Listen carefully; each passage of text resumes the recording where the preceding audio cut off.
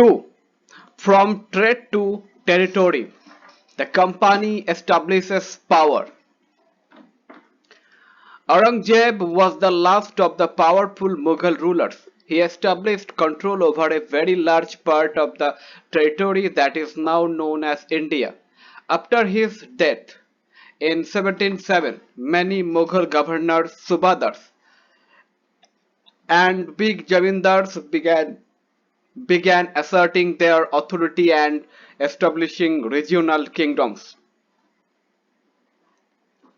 As powerful regional kingdoms emerged in various parts of India, Delhi could no longer function as an effective center by the second half of the 18th century. However, a new power was emerging on the political horizon: the British. Did you know that the British originally came as a small trading company and were reluctant to acquire territories? How then did they come to be masters of a vast empire? In this chapter, you will see how this came about. Figure: Bahadur Shah Jafar and his sons being arrested by Captain Hodgson. After Aurangzeb, there was no powerful Mughal ruler, but Mughal emperors continued to be symbolically important. In fact, when a massive rebellion against British rule broke out in 1857, Bahadur Shah Jafar, the Mughal emperor at that time, was seen as the natural leader. Once the revolt was put down by the company, Bahadur Shah Jafar was forced to leave the kingdom and his sons were shot in cold blood.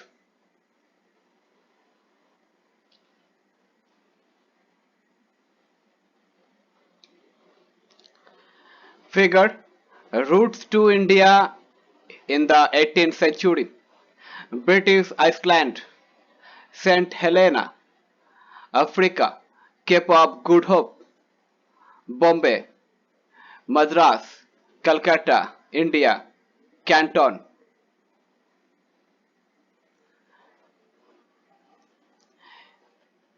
Indi- East India Company comes east.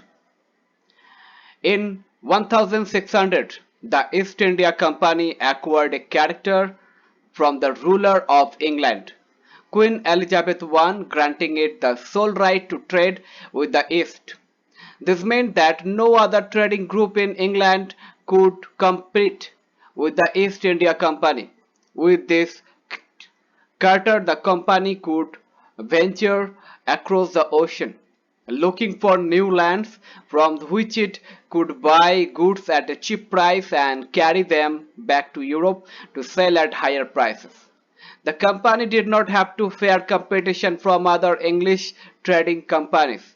Mercantile trading companies in those days made profit primarily by excluding competition so that they could buy cheap and sell dear. Mercantile, a business enterprise that makes profit primarily through trade buying goods cheap and selling them at higher prices. The Royal Charter, however, could not prevent other European powers from entering the eastern markets. By the time the first English ships sailed down the west coast of Africa, round the Cape of Good Hope, and crossed the Indian Ocean, the Portuguese had already established their presence in the western coast of India and had their base in Goa. In fact, it was Vasco da Gama, a Portuguese explorer, who had discovered the sea route to India in 1498.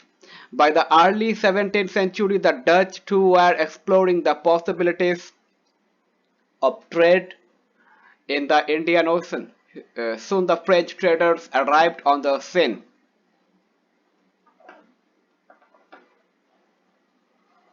The problem was that all the companies who were interested in buying the same things, the fine qualities of cotton and silk produced in India, had a big market in Europe.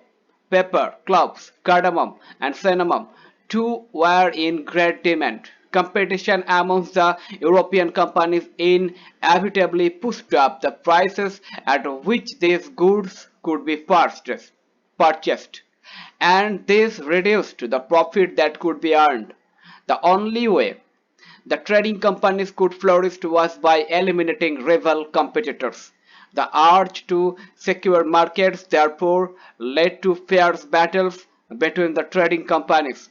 Through the 17th and 18th centuries, they regularly sank each other's ships, blockaded routes, and prevented rival ships from moving with supplies of goods. Trade was carried on with arms and trading posts were protected through fortification. This effort to fortify settlements and carry on profitable trade also led to intense conflict with local rulers. The company therefore found it difficult to separate trade from politics. Let us see how this happened.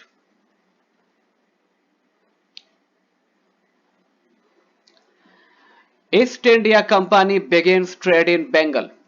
The first English factory was set up on the banks of river Hooghly in 1651. This was the base from which the company's traders, known at the time as factors, operated. The factory had a warehouse where goods for export were stored, and it had offices where company officials sat. As trade expanded, the company persuaded merchants and traders to come and settle near the factory. By 1696, it began building a fort around the settlement. 2 years later, it bribed Mughal officials into giving the company zamindari rights over three villages. One of these was Kalikata, which later grew into the city of Calcutta or Kolkata as it is known today.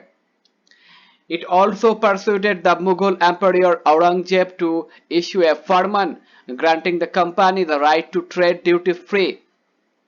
Firman, a royal edict, a royal order. The company tried continuously to press for more concession and manipulate existing privileges. Aurangzeb's firman, for instance, had granted only the company the right to trade duty free, but officials of the company who were carrying on private trade on the side were expected to pay duty.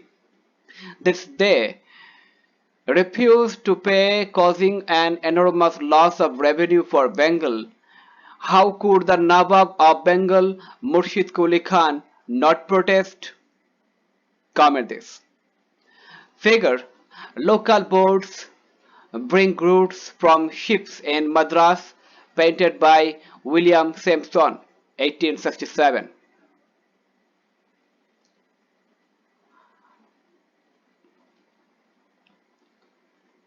Figure: Robert Clive. How trade led to battles. Through the early 18th century, the conflict between the company and the Nawabs of Bengal intensified. After the death of Aurangzeb, the Bengal Nawabs asserted their power and autonomy as other regional powers were doing at the time. Murshid Quli Khan was followed by Alibardi Khan and then Sirajuddaulah as the Nawab of Bengal. Each one of them was a strong ruler. They refused to grant the company concession, demanded large tributes for the company's right to trade, denied it any right to mint coins, and stopped it from extending its fortification. Accusing the company of deceit, they claimed that the company was depriving the Bengal government of huge amounts of revenue and undermining the authority of the Nawab. It was refusing to pay taxes, writing disrespectful letters, and trying to humiliate the Nawab and his officials. The company, on its part, declared that the unjust demands of the local officials were ruining the trade of the company, and trade could flourish only if the duties were removed. It was also convinced that to expand trade it had to enlarge its settlements, buy up villages, and rebuild its port. The conflicts led to confrontation and finally culminated in the famous Battle of Plassey.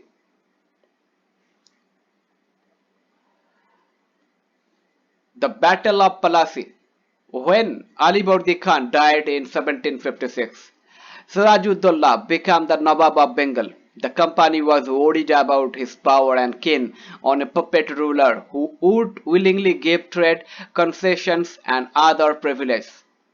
So it tried, though without success, to help one of Sirajuddaullah's rival become the Nawab. And infuriated, Sirajuddaulah asked the company to stop meddling in the political affairs of his dominion, stop fortification, and pay the revenues. After negotiations failed, the Nawab marched with 30,000 soldiers to the English factory at Kashim Bazar, captured the company officials, locked the warehouse, disarmed all Englishmen, and blockaded English ships. Then he marched to Calcutta to establish control over the company's port there. Puppet, literally a toy that you can move with strings. The term is used disapprovingly to refer to a person who is controlled by someone else. Did you know? Did you know how Plassey got its name?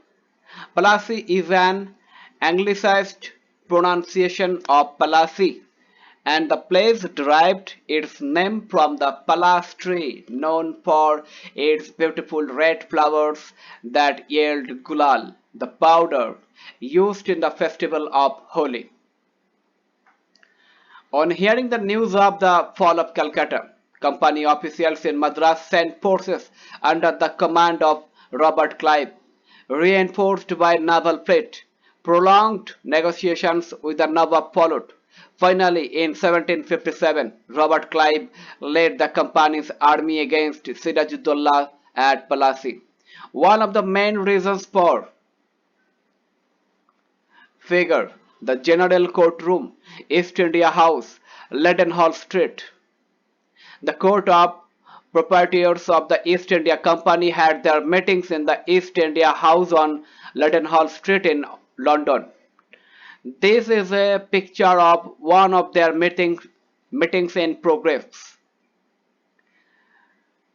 The defeat of the Nawab was that the forces led by Mir Jafar, one of Sirajuddaullah's commanders, never fought the battle. Clive had managed to secure his support by promising to make him Nawab after crushing Sirajuddaulah. The Battle of Plassey became famous because it was the first major victory the company won in India.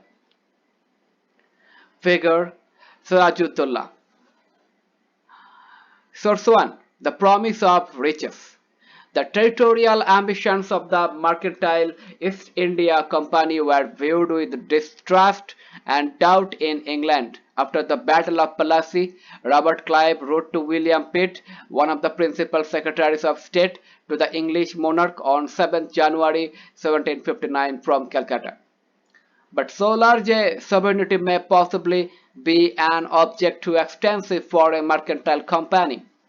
I flattered myself that there will be little or no difficulty in obtaining the absolute possession of these rich kingdoms. Now I leave you to judge whether an income yearly of 2 million sterling with the possessions of 3 provinces be an object deserving the public attention. Source 2. The Nawab complains. In 1733, the Nawab of Bengal said this about the English traders. When they first came into the country, they petitioned the then government in a humble manner for liberty to purchase a spot of ground to build a factory house upon, which was no sooner granted but they built a strong fort, surrounded it with a ditch which has communication with the river and mounted a great number of guns upon the walls. They have enticed several merchants and others to go and take protection under them, and they collect revenue which amounts to raise 1 lakh. They rob and plunder and carry great number of the king's subjects of both sexes into slavery into their own country.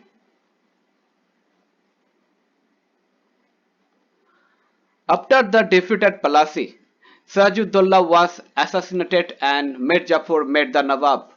The company was still unwilling to take over the responsibility of administrations. Its prime objective was the expansion of trade. If this could be done without conquest through the help of local rulers who were willing to grant privileges, then territories need not be taken over directly. Soon the company discovered that this was rather difficult, for even the puppet Nawabs were not always as helpful as the company wanted them to be. After all, they had to maintain a basic appearance of dignity and sovereignty if they wanted respect from their subjects. What could the company do? When Mir Jafar protested, the company deposed him and installed Mir Qasim in his place. When Mir Qasim complained, he in turn was defeated in a battle fought at Buxar, 1764. Driven out of Bengal and Mir Jafar was reinstalled. The Nawab had to pay Rs 5 lakh every month, but the company wanted more money to finance its war and meet the demands of trade and its other expenses. It wanted more territories and more revenue. By the time Mir Jafar died in 1765, the mood of the company had changed. Having failed to work with puppet Nawab, Clive declared, "We must indeed become Nawabs ourselves." Finally, in 1765, the Mughal emperor appointed the company as the Diwan of the provinces of Bengal. The Diwani allowed the company to use the vast revenue resources of Bengal. This solved a major problem that the company had earlier faced. From the early 18th century, its trade with India had expanded, but it had to buy most of the goods in India, gold and silver imported from Britain. This was because at this time Britain had no goods to sell in India. The outflow of gold from Britain slowed after the Battle of Plassey and entirely stopped after the assumption of Diwani. Now revenues from India could finance company expenses. These revenues could be used to purchase cotton and silk textiles in India, maintain company troops, and meet the cost of building the company fort and offices at Calcutta.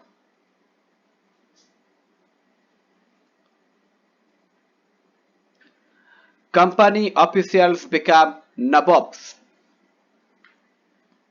What did it mean to be nabobs? It meant, of course, that the company acquired more power and authority, but it also meant something else. Each company servant began to have visions of living like nabobs. After the Battle of Plassey, the actual Nawabs of Bengal were forced to give land and vast sums of money as personal gifts to company officials. Robert Clive himself amassed a fortune in India. He had come to Madras, now Chennai, from England in 1743 at the age of 18.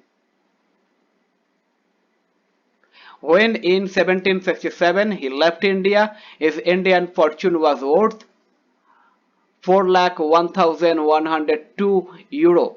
Interestingly, when he was appointed governor of Bengal in 1764, he was asked to remove corruption in company administration, but he was himself cross-examined in 1772 by the British Parliament, which was suspicious of his vast wealth.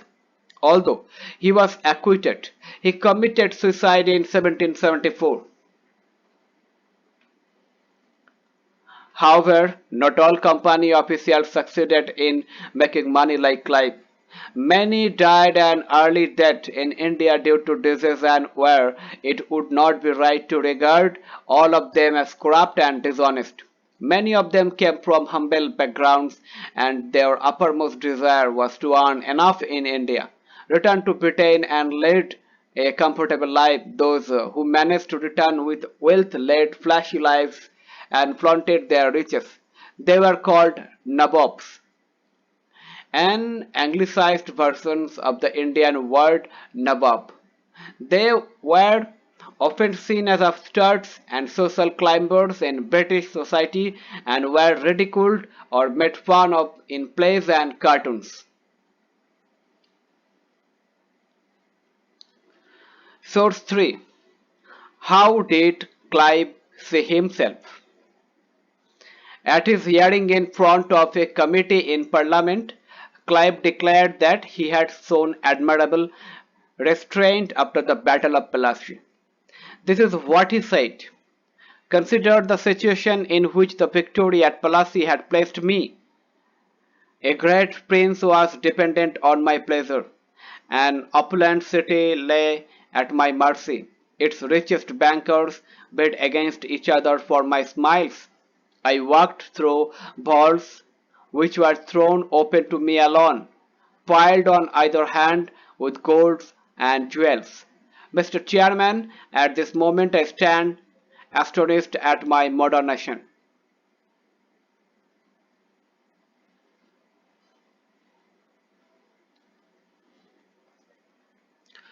Company rule expands. If we analyze the process of annexations of Indian states by the East India Company from 1757 to 1857, certain key aspects emerge.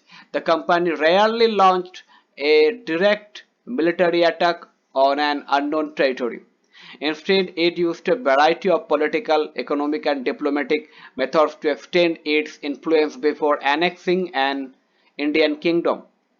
After the Battle of Buxar 1764, the company appointed residents in Indian states. They were political or commercial agents, and their job was to serve and further the interest of the company. Through the residents, the company officials began interfering in the internal affairs of Indian states. They tried to decide who was to be the successor to the throne and who was to be appointed in administrative posts. Sometimes the company forced the states into a subsidiary alliance.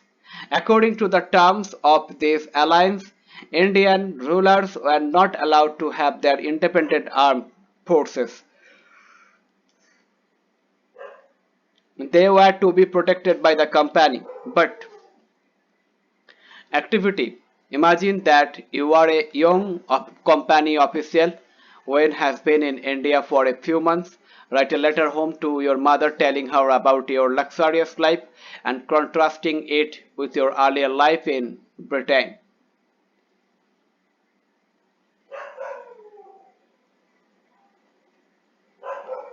Figure Nawab Sujatullah of Awadh with his sons and the British resident painted by Tilly Kettle, Oil, 1772.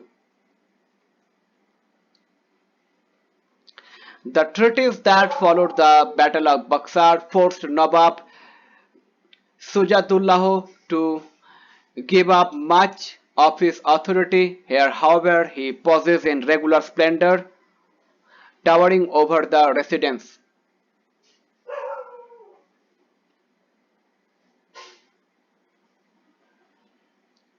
Had to pay for the subsidiary forces that the company was supposed to maintain for the purpose of this protection. If the Indian rulers failed to make the payment, then part of their territory was taken away as penalty. For example, when Richard Wellesley was Governor General 1798 to 1805, the Nawab of Awadh was forced to give over half of his territory to the company in 1801, as he failed to pay for the subsidiary forces. Hyderabad was also forced to cede territories on similar grounds. Source 4. What powder did the resident have? This is what James Mill, the famous economist and political philosopher from Scotland, wrote about the residents appointed by the company. We place a resident who really is king of the country, whatever injunctions of non-interference he may act under, as long as the prince acts in perfect subservience and does what is agreeable to the residents, that is, to the British government. Things go on quietly. They are managed without the resident appearing much in the administration of affairs. But when anything of a different nature happens, the moment the princess takes a course which the British government think wrong, then comes clashing and disturbance. James Mill, 1832.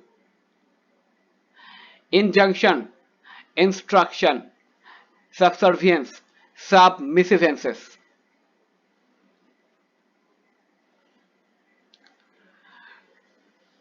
Figure: Tipu Sultan.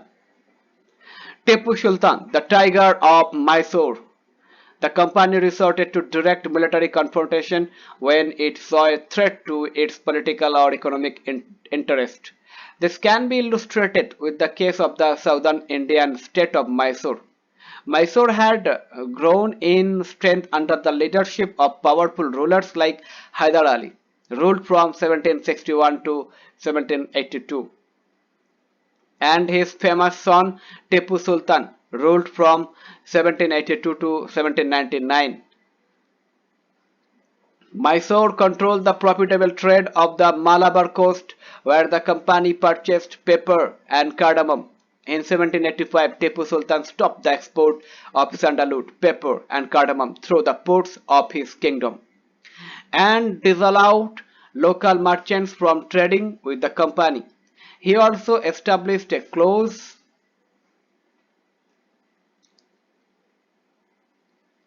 figure. Cornwallis receiving the sons of Tipu Sultan as hostages, painted by Daniel Orme, 1793.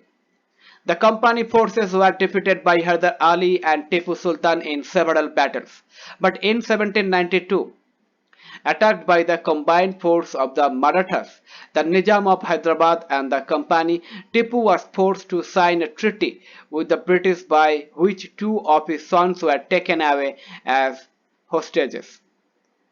British painters always liked painting scenes that showed the triumph of British power.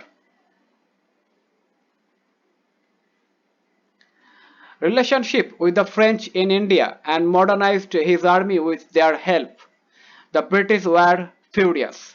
They saw Hyder and Tipu as ambitious, arrogant, and dangerous rulers who had to be controlled and crushed. Four wars were fought with Mysore, 1767 to 69, 1780 to 84, 1790 to 92, and 1799. Only in the last, the Battle of Seringapatam, did the company ultimately win a victory. Tipu Sultan was killed defending his capital, Seringapatam. Mysore was placed under the former ruling dynasty of the Odiyars, and a subsidiary alliance was imposed on the state.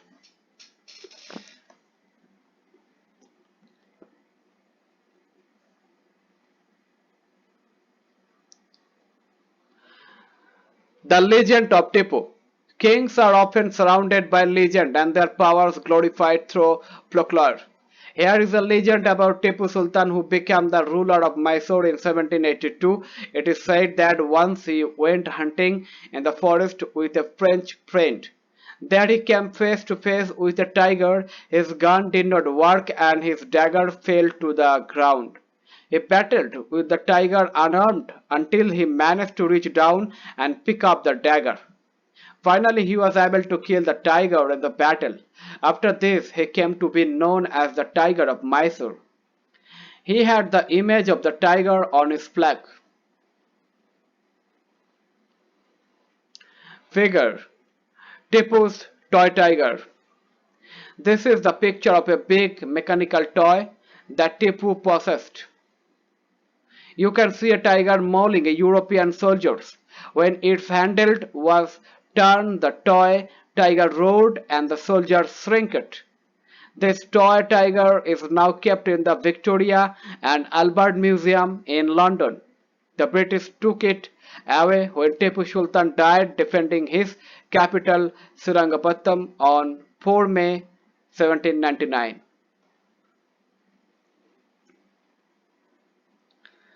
Activity. Imagine that you have come across two old newspapers reporting on the Battle of Seringapatam and the death of Tipu Sultan. One is a British paper and the other is from Mysore. Write the headline for each of the two newspapers. Where with the Marathas? From the late 18th century, the company also sought to curb and eventually destroy Maratha power. With their defeat in the Third Battle of Panipat in 1761, the Marathas' dream of ruling from Delhi was shattered. They were divided into many states under different chiefs, sardars belonging to dynasties such as Sindhia, Holkar, Gaikwad, and Bhosle. These chiefs were held together in a confederacy under a Peshwa principal minister who became its effective military and administrative head based in Pune. Mahatji Scindia and Nana Faris were two famous Maratha soldiers and statesmen of the late 18th century. Confederacy, alliance. The Marathas were subdued in a series of wars. In the first war that ended in 1782 with the Treaty of Salbai, there was no clear victor. The Second Anglo-Maratha Wars 1803 to 5 was fought on different fronts, resulting in the British gaining Odisha and the territories north of the Jamuna River including Agra and Delhi. Finally, the Third Anglo-Maratha War of 1817 to 19 crushed Maratha power. The Peshwa was removed and sent away to Bithur near Kanpur with a pension. The company now had complete control over the territories south of the Bindus. Figure. Lord Hastings. The claim to paramountcy. It is clear from the above that from the early 19th century the company pursued an aggressive policy of territorial expansion. Under Lord Hastings, Governor General from 1813 to 1823, a new policy of paramountcy was initiated. Now the company claimed that its authority was paramount or supreme, hence its power was greater than that of Indian states. In order to protect its interest, it was justified in annexing or threatening to annex any Indian kingdom. This view continued to guide later British policies as well. This process, however, did not go unchallenged. For example, when the British tried to annex the small state of Kittur in Karnataka today, Rani Channamma took to arms and led an anti-British resistance movement. She was arrested in 1824 and died in prison in 1829, but Rayana, a poor chowkidar of Sangoli in Kittur, carried on the resistance. With popular support, he destroyed many British camps and records. He was caught and hanged by the British in 1830. You will read more about several cases of resistance later in the book. Figure. A statue of the Queen of Kittur, Karnataka.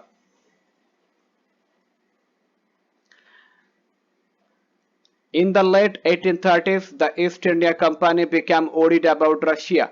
It imagined that Russia might expand across Asia and enter India from the northwest. Driven by this fear, The British now wanted to secure their control over the northwest. They fought a prolonged war with Afghanistan between 1838 and 1842 and established indirect company rule there. Sindh was taken over in 1843. Next in line was Punjab, but the presence of Maharaja Ranjit Singh held back the company. After his death in 1839, two prolonged wars were fought with the Sikh kingdoms. Ultimately, in 1849, Punjab was annexed.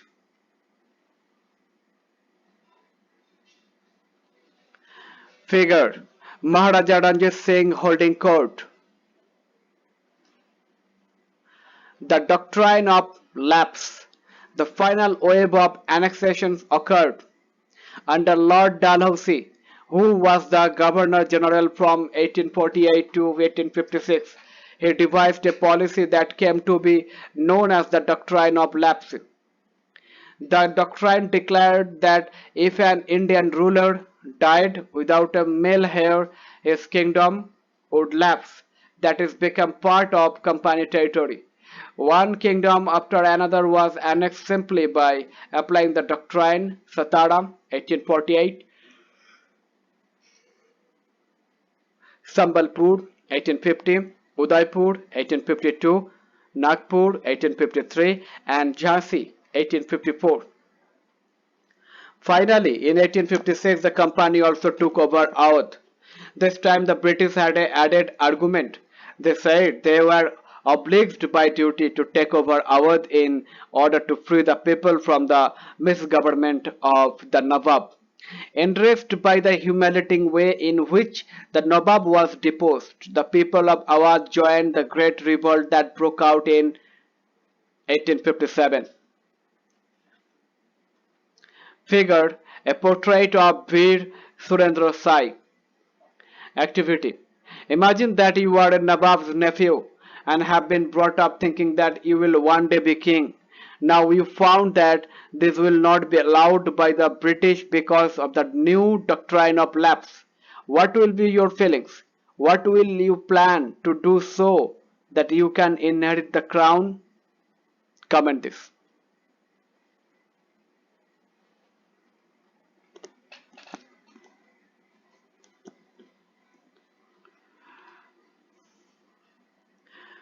Figure: India 1797. Areas under British rule, areas not under British rule: Lahore, Delhi, Kathmandu, Lucknow, Benares, Calcutta, Baroda, Bombay, Pune, Goa, Hyderabad, Mysore, Madras. Indian Ocean, Bay of Bengal, Ceylon. India 1840. Figure: areas under British rule, areas not under British rule: Lahore, Delhi, Kathmandu, Lucknow, Benares, Calcutta, Hyderabad, Bombay, Goa, Mysore, Madras. India 1857. Figure: areas under British rule, areas not under British rule: Lahore, Delhi, Kathmandu, Lucknow, Benares, Calcutta, Bombay, Pune, Hyderabad, Goa, Mysore, Madras. Indian Ocean, Bay of Bengal. Ceylon. Figure ABC: expansion of British territorial power in India. Look at this map along with a present day political map of India. In each of these maps, try and identify the different parts of India that were not under British rule.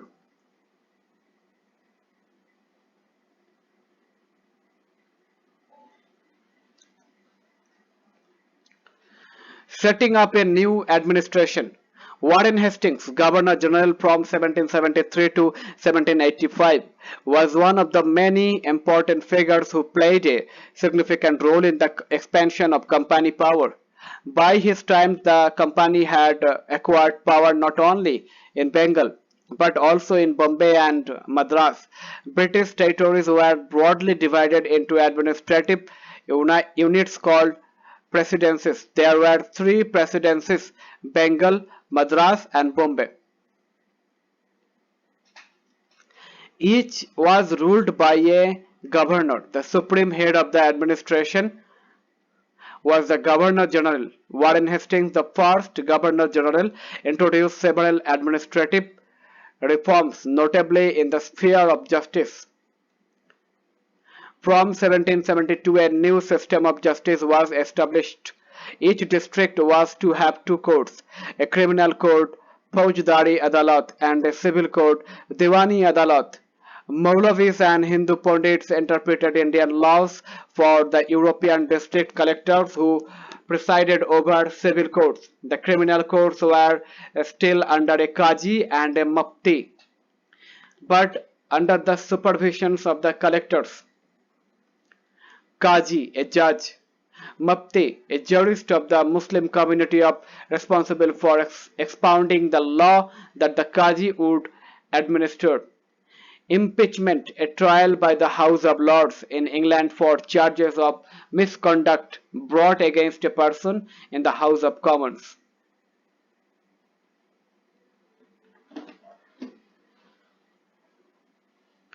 Figure: The Trial of Warren Hastings, painted by R. G. Pollard, 1789.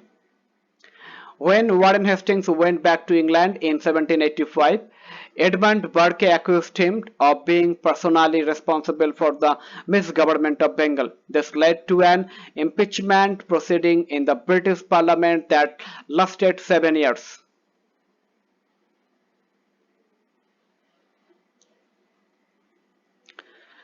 Source 5: I impeach the common enemy and oppressors of all. Here is a passage from Edmund Burke's eloquent opening speech during the impeachment of Warren Hastings.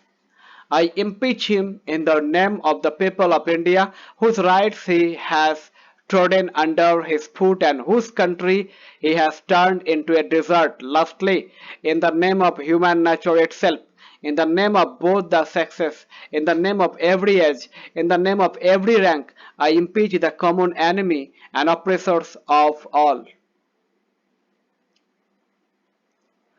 A major problem was that the Brahman Pandits gave different interpretations of local laws based on different schools of the Dharma Shastra. To bring about uniformity in 1775, 11 Pandits were asked to compile a digest of Hindu laws. N.B. Halhe translated this digest into English by 1778. A code of Muslim laws was also compiled for the benefit of European judges. Under the Regulating Act of 1773, new Supreme Court was established, while a Court of Appeal, a Sadar Nizamat Adalat, was also set up at Calcutta. The principal figure in an Indian district was the collector. As the title suggests, his main job was to collect revenue and taxes and maintain law and order in his district with the help of judges, police officers, and darogas. His office, the collectorate, became the new center of power and patronage that steadily replaced previous holders of authority.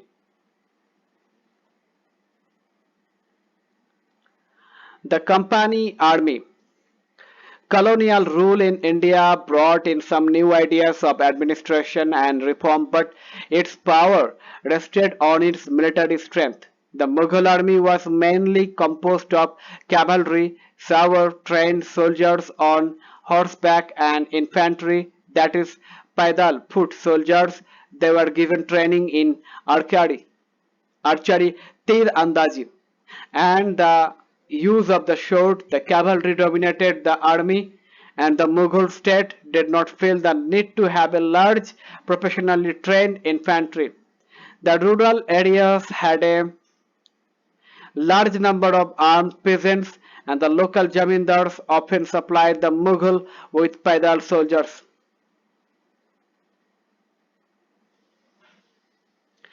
A change occurred in the 18th century when Mughal successor states like Awadh and Benares started recruiting peasants into their armies and training them as professional soldiers. The East India Company adopted the same method when it began recruitment for its own army. which came to be known as the Sepoy Army from the Indian word Sipahi, meaning soldiers. As warfare technology changed from the 1820s, the cavalry requirements of the company's army declined. This is because the British Empire was fighting in Burma, Afghanistan, and Egypt, where soldiers were armed with muskets and matchlocks. The soldiers of the company's army had to keep pace with changing military requirements, and its infantry regiments now became more important. Dharma Shastras, Sanskrit text prescribing social rules and codes of behavior, composed from c. 500 BC onwards. Sawar, men on horses. Musket, a heavy gun used by infantry soldiers. Matchlock, an early type of gun in which the powder was ignited by a match. In the early 19th century, the British began to develop a uniform military culture. Soldiers were figure a Sawar of Bengal in the service of the company, painted by an unknown Indian artist 1780. After the battles with the Marathas and the Mysore rulers, the company realized the importance of strengthening its cavalry force. Increasingly subjected to European-style training, drill and discipline that regulated their life far more than before. Often this created problems since caste and community feelings were ignored in building a force of professional soldiers. Could individuals so easily give up their caste and religious feelings? Could they see themselves only as soldiers and not as members of communities?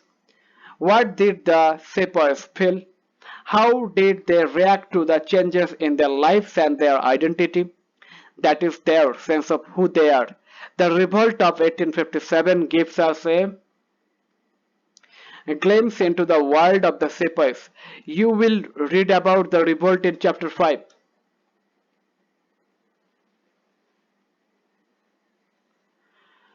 Conclusions. Thus, the East India Company was transformed from a trading company to a territorial colonial power. The arrival of new steam technology in the early 19th century also aided this process. Till then, it would take anywhere between 6 and 8 months to travel to India by sea. Steamships reduced the journey time to 3 weeks, enabling more Britishers and their families to come to a far-off country like India. By 1857, the company came to exercise direct rule over about 63% of the territory and 78% of the population of the Indian subcontinent. Combined with its indirect influence on the remaining territory and population of the country, the East India Company had virtually the whole of India under its control.